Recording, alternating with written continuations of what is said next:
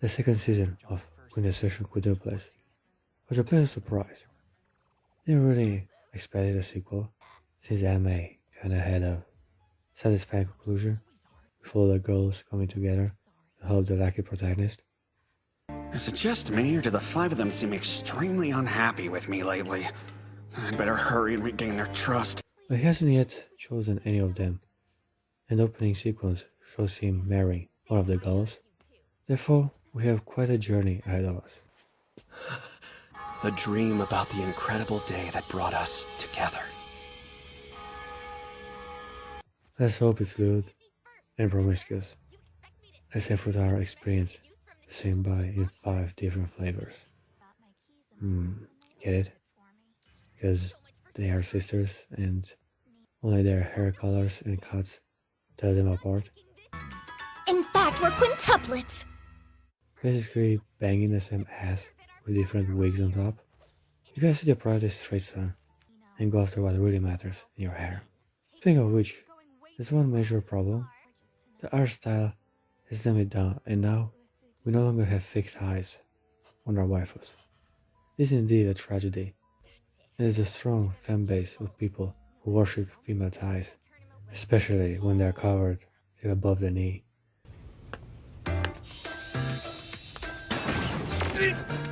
What are you, some kind of stalker? Now our models have skin legs, no more succulent meat on them, which makes my mouth dry and my soul sad and turmoiled with disappointment. Another noteworthy change is the overall art and character design. This aspect didn't bother me that much. I would have the aesthetic of the previous season, but the brighter colors and skinnier female design is what I have to accept for more Quintuplets 5 sounds. I say, it is an acceptable compromise. There you are! What are you, a dog? Why don't you just let him rest? Alright then, guess we'll see you later. Out of the girls, including Futaro's sister, yeah, she counts as well. I consider her part of the harem. From all these beautiful vixens, I love Nino the most. Nino? Nobody's around, right? I think I've already specified why she is the waifu of the series in my last review, but I will stress once again how beautiful and arrogant she is. But your dad's the one footing the bill for all this, isn't he? Exactly. And that's essentially the same thing as us paying for it. Nino is a spoiled princess archetype, with an attitude and a cold demeanor. Easy. You're a worthless pervert who can go die in a fire. No, I don't remember it burning a hole in my soul the first time. She's stuck up and dominant towards Futaro, and even against some of her sisters. I'm glad everyone showed up to study, but now we have a new problem. Miku seems to be her rival, and as of now, and as of this season, the masses have finally seen reason and elevated Nino to the same popularity level as Miku enjoyed in the fanbase. He wore a disguise! The nerve! He actually pulled one over on me! I see. I dare may say that Nino is, as of now, even more popular than any other girls from the harem. Well, yeah, but... that time... how dare he... he's the worst! She's the perfect match for a protagonist. A mean tsundere who refusing to comply to his wishes is what the main character needs to develop a strong bondage fetish and punish the naughtiness out of her. I hope you didn't come all the way up here just to take a nap again, Sleeping Beauty. Says the person who drugged me.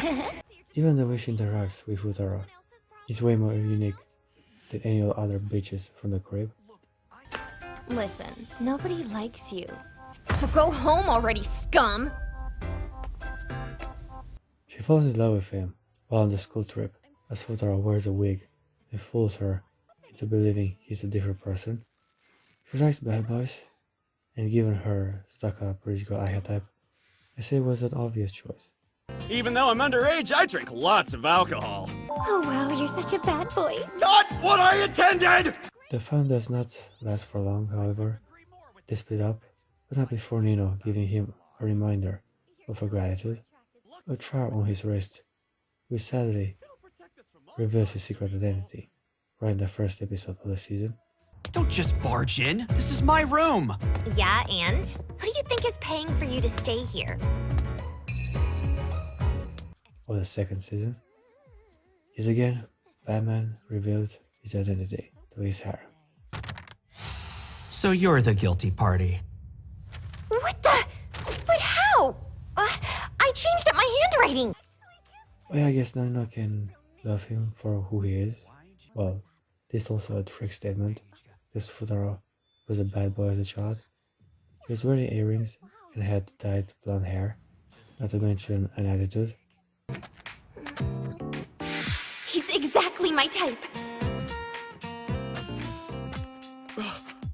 So I guess this study-focused, disciplined, control freak is a cat that he's playing to survive and sleep with a bunch of delicious sisters.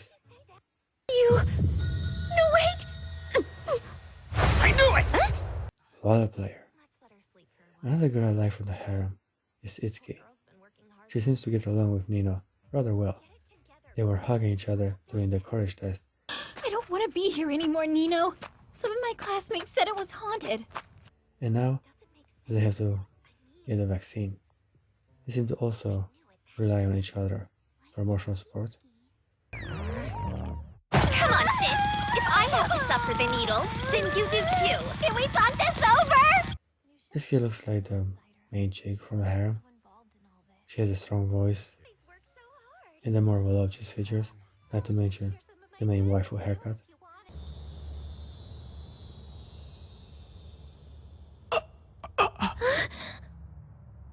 Reminds me of Stella Venerion from Chivalry of a Fell Knight or Ria's Gremory from the DxD franchise.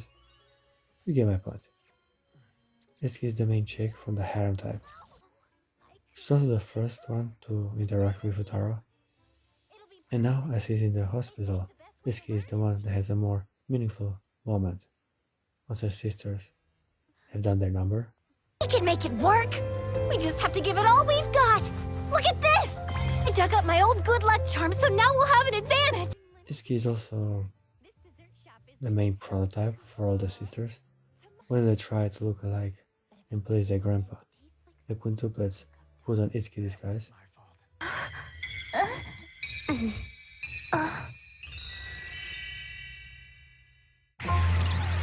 Itsuki Army! She has the Sundra attitude and the main girl behavior in how she easily gets frustrated or angry. Is this real? Oh no, I'm so embarrassed! You wanted me to see it! Nina is, however, the frontrunner of the older girls. Fortunately, even the writers themselves have noticed her appeal, have noticed the appeal of a stuck-up spoiled princess with an attitude, and after some physical character development, she became the first one to actually confess her feelings to Futaro. I love you.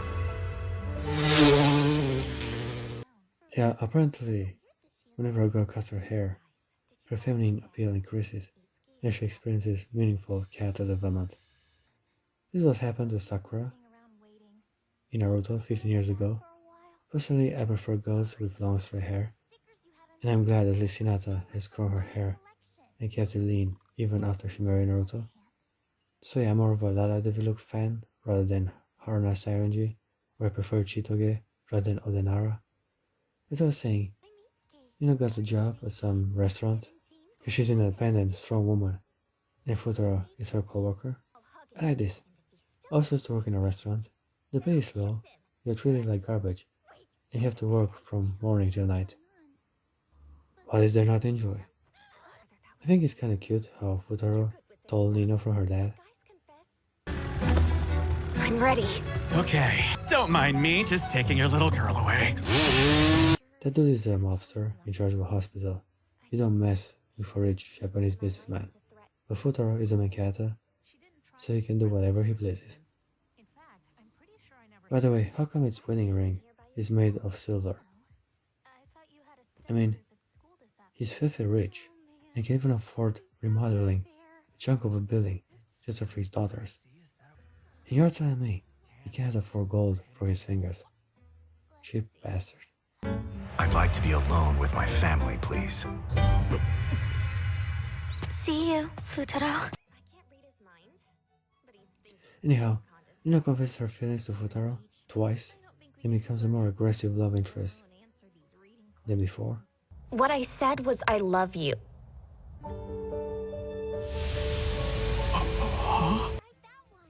For instance, when Futaro was taking a bath, Nino offered to wash his back, like all the other porn stars from most harem out there.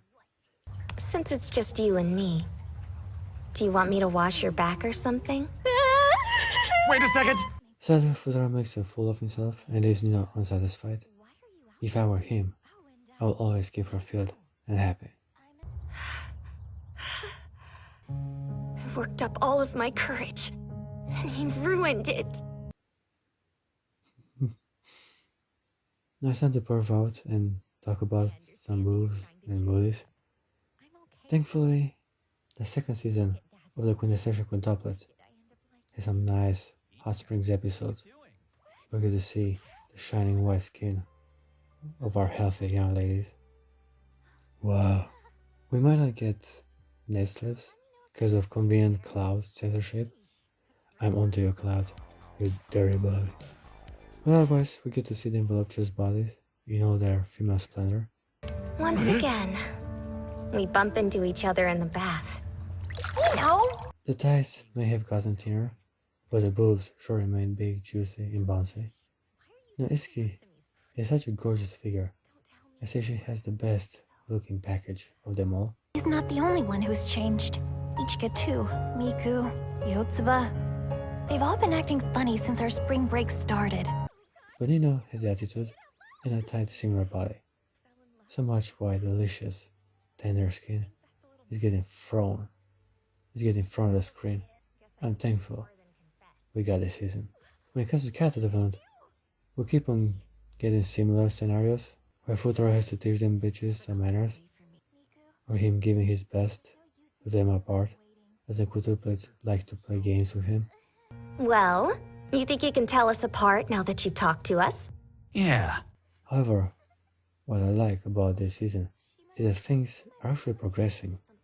Girls are confessing their feelings and getting more brave in approaching our lucky protagonist. Miku's also getting a bit more physical.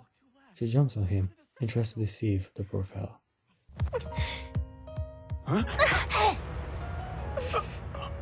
You're right. I get her appeal now.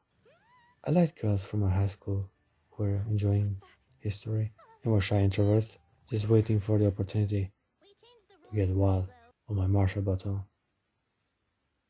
Who cares? There's a documentary I want to watch, and I can't miss this episode. I give the second season of Quintessential Quintuplets a well-deserved 8.3 out of 10. It's an amazing harem show that can be enjoyed equally by fans of the genre and anime goers in general.